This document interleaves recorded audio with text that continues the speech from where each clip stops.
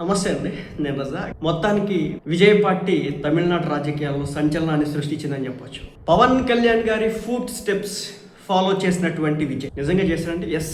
మీరు చూడండి, అతను పార్టీ పెట్టిన దగ్గర నుంచి నిన్న ఈ రోజు గెలిచేంతటి వరకు కూడా తను అనుకరించినటువంటి పూర్తి విధానం పవన్ కళ్యాణ్దే. ఎలా అంటారంటే, తను తయారు చేయించుకున్నటువంటి వాహనం దగ్గర నుంచి, తను పెట్టినటువంటి పార్టీ సాంగుల దగ్గర నుంచి జనాన్ని ఏ విధంగా మొబిలైజ్ చేయడం, ఏ విధంగా దగ్గరకు లాక్కోవడం, ఏ విధంగా హత్తుకోవడం, చివరాఖరికి పవన్ కళ్యాణ్ గారు ఆయన క్యాంపెయిన్లో ఉన్న టైంలో ఒక జంట తమ పెళ్లి రోజు సందర్భంగా, మ్యారేజ్ డే సందర్భంగా సేమ్ అదే రోజు పెళ్ళి అయింది, అక్కడికి వస్తే కనుక వాళ్ళని ఆశీర్వదిస్తాడు.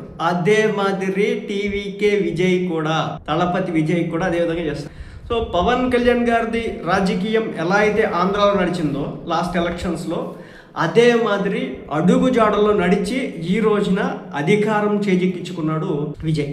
ఇక్కడ అనొచ్చు, మరి పవన్ కళ్యాణ్ ఎందుకు అధికారం చేజిక్కించుకోలేకపోయాడు సింగిల్ హ్యాండెడ్లీ అని చెప్పేసి.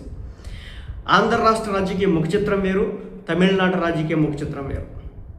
సో కాబట్టి దానిలో భాగంగా కొంత నేను నెక్స్ట్ వీడియోలో మాట్లాడే ప్రయత్నం అయితే చేస్తాను. మొత్తానికి పవన్ కళ్యాణ్ అడుగు జాడల్లో నడిచి అధికారం కైవసం చేసుకున్నటువంటి తమిళ వెట్రి ఖజగం టీవీకే పార్టీ అధినేత తళపతి విజయ్.